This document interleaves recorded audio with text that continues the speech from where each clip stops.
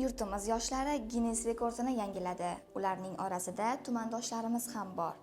Dunyo bo'ylab eng noodatiy, eng ajoyib va eng sara yutuqlar qayd etiladigan Ginnes rekordlari kitobi insoniyat taraqqiyotining o'ziga xos ko'zgusidir. Unda keltirilgan rekordlar nafaqat insonning jismoniy imkoniyatlarini, balki uning intellektual salohiyatini ham namoyon etadi. Bu safar mazkur nufuzli kitob sahifalariga O'zbekiston yoshlari nomi yana bir bor faxr bilan yozildi. 2025-yilning avgustida Toshkent shahridagi Yangi O'zbekiston bog'ida tarixiy voqea yuz berdi.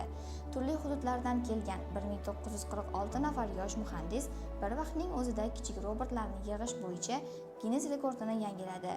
Shu tariqa O'zbekiston yoshlari tomonidan 1946 ta robot yig'ildi va bu natija dunyo rekordini yangiladi.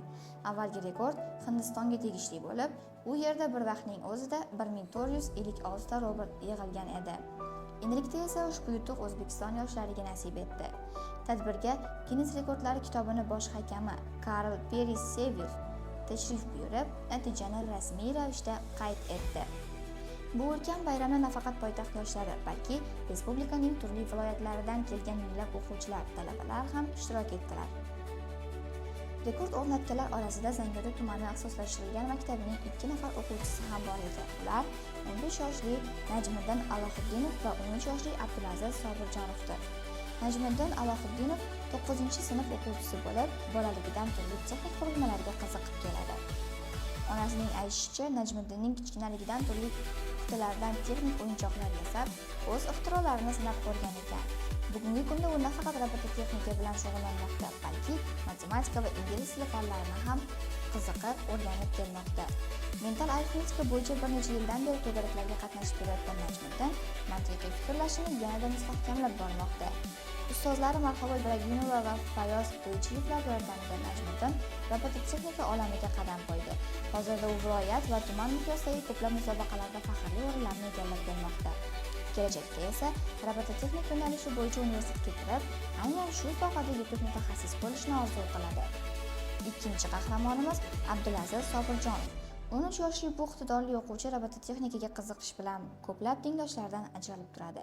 Abdulaziz 2023-yilda robototexnika bo'yicha musobaqada 1-o'rin, 2024-yilda tuman bosqichida 4-o'rin, 2025-yilda esa 3-o'rinni qo'lga kiritgan. Bir kuni Ginnes rekordini yangilashda ishtirok etaman deb hech qachon o'ylamagan edim. Ilgari faqat televizor orqali ko'rgan Ginnes rekordlari kitobi konsultanti doktor Karl Shukerni o'z ko'zim bilan ko'rdim. Bu men uchun unutib bo'lmas voqea bo'ldi, deydi Abdulaziz. Bugun insoniyat hayotining texnologiyasiz tasavvur etib bo'lmaydi.